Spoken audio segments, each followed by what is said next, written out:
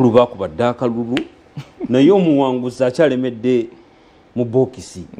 Kiki ekiriwo, kiki ekigenda okuddako kuba enteekateeka zirungamizibwa zitya mu ggwanga eryo mu nteekateeka y'okulangirira abawangudde akalulu ku bwa pulezidenti? Bbanga ki era nabiki ebiriwo mu kiseera kino? Ndowooza tewali kyewuunyisa ku bye tulaba bigenda e Cameroon.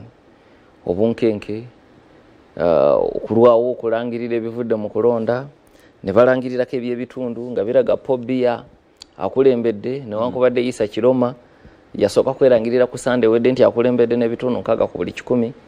Kati ebyo bye bibadde bisuubirwa. Bibadde bisuubirwa. Omanyi Obama bwe yali avuganya ku bwa president 2007-2008 campaign yagitandika 2007 kulonda ne kubeerawo nga 4 November 2008 n'alayira nga 2 January 2009.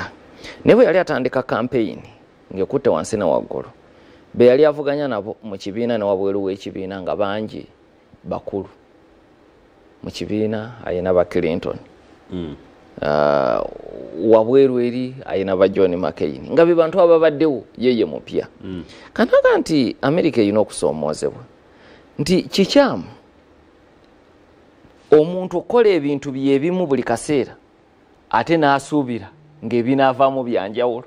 Ngakola byebimu nanga nti omuntu oyo aba yeewuunyisa nti n'okola ebintu byebimu buli kaseera naye nga buli kaseera gw'olina essuubi nti luliba lumu results ne ziba zanjawulo. Olaba n'ekintu ekyo si kyangu. Bwe twasomanga chemistry nga ndi mu Olive Kakeyo, bwe mwagendanga mu laboratories omwo waliwo ebintu bye wamanyanga nti bw'ogatta ekirungo kino mu kirungo kino mu bungi bwe buti ekivaamu kirina kufaanana bwe kiti era kitegeeza bwe kiti. Oba ntegeerekeka? Kati ne mu politics bwe kiri. Naye waliwo oluusi abantu bwe basuubira ebyamagero voodoo politics biri eyo mu Latin America biringa oli mu byobufuzi n'asuubira okuvaamu ebyamagero biringa ebyekirogologo ebyakalogo kalenzi. Kati omuntu okusuubira ebyenjawulo e Cameroon ayina kubanga akkiririza mu kye bayita voodoo politics naye ali ku logic. Bw'obanga okkiriza mu politics owa logic tewali kikwewuunyisa, naye bw'oba politics wo wa voodoo osuubira ebyamagero. Kubanga kiki ekikyuse mu kulonda kwa leero okwawukana ku kulonda okuzze kubeerawo? Campaign yatandika abantu ne beewandiisa mwezi ogw'omusanvu. Eyali asinga amaanyi mu opposition Kamutu era yavuganya ennyo mu kulonda kwa 2018 akakiiko ne kamugaana. Nebuuza ku nsonga ki? Nti mu kulonda kw'abaka ba palamenti n'abakulembeze ab'ebitundu mu 220 ekibiina kyo kyazira. Kati nga bwe mwazira ne ku mulundi guno tubagaanye. Kugamba ne bagenda ne mu kooti ne kooti n'ekakasa ekyo olw'okuba mwazira 220 kakati 225 temusobola kukkirizibwa. Yensonga gye baawo era bw'atyo n'ava mu lwokaano. Kati opposition n'ebuna emiwabo. Mu kubuna emiwabo baminisita 2 aba Pobia ne bagamba bagenda kumuvuganya. Omu ku bo ye Issa Kiroma yavudde mu cabinet ate ye munne n'okulekulira teyalekulidde minisita w'ebyobulambuzi n'okwewummuza. Ye nakati akyali mu cabinet naye yavuganyizza mukamawe. Ono Kiroma ye waakiri yafunye ku nsonyi n'alekulira. Ne mu bufunze Kiroma ne bwawangula tewali njawulo. Bonna bakadde oli wa 92 ono wa 77. Abadde mu government yoli okumala emyaka egisoba mu 2 nga cabinet minister. Era bwe bafunyemu kaayana wano bali baamuyisa ab'ekibiina kya gundi kyabiyamunga tinayo bonaabonera kijangu oyinza n'okufuna obwa ssaaba minisita.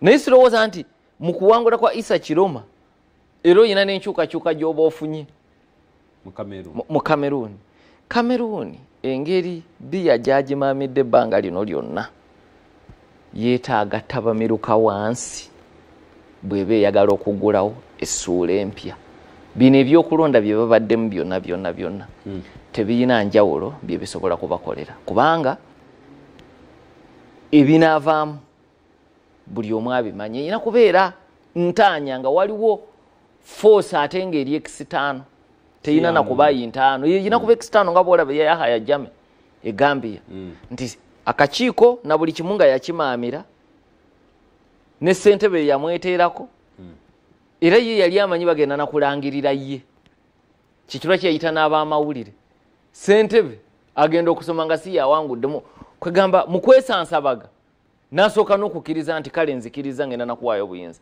ne bwe yadda ye waka n'atuula naga nkoze ensobi n'akomawo ku TV y'eggwanga naga nedda akalulu tekabadde kamazima na bwenkanya so yali shoko kubanga yali nako omukono ogwebunaayira so kati ku Pobia oyina kubanga oyina mukono ogutali gwa bulijjo kubanga ebiriwo bifaanana nga bwe bize bibeerawo musajja wattu Kiruma yerangiridde ku Sande naye waayise olunaku lumu akakiiko ne kajja ne kagaa nti tetunnamaliza gatta byonna naye ku bye twakagatta bi erazzemu n'awangula alina ebitundu 5 Kiruma alina ebitundu 3 nejjukira ebisigaddeyo tebisobola kukyusa bino kati naye ne bagamba ku bbalaza tujja kujja tuwe ebyenkomeredde kubanga bakyali mu ssemateeka abakkiriza ebbanga eryo lyonna kalulu kaliwo 12 bw'obala ennaku za ssemateeka nsala esala gwa 26 kakati zennaku mu bakyatambulira wabaddeyo petitions kubanga bwe balangiridde ebyo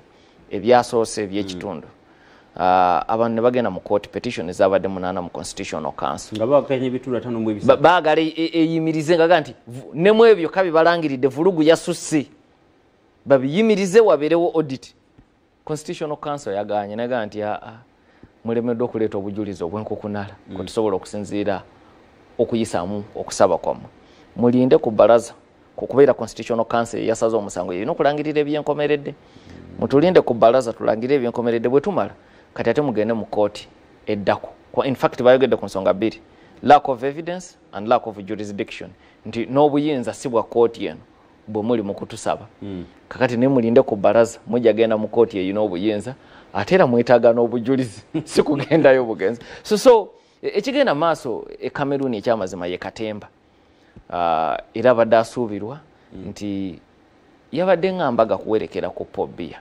bulijjo afugira ku Alimoota nga taliwo kati ekyenjawulo ekyabaddewo mu kalulu kano mpozi nti n'okukasaba era nako yakasabidde ku Alimoota bulijjo wakino mu kalulu akomawo n'abeerabeerawo ku luno emirundi gyabadde mitono nnyo gye yalabiseeko ng'anoonya akalulu bakamusabidde busabizi mu bifo ebisinga obungi kale tulina endowooza Friday tujja kubeera tufunye wiki ejja ebyenkomeredde bijja kuba birangirira tujja kwongereza ku nsonga eyo Odinga yaziikiddwa naye ate wayiseewo ennaku entono bannaffe ne bateekateeka tuyite lumbe ne balaga omusika wa Odinga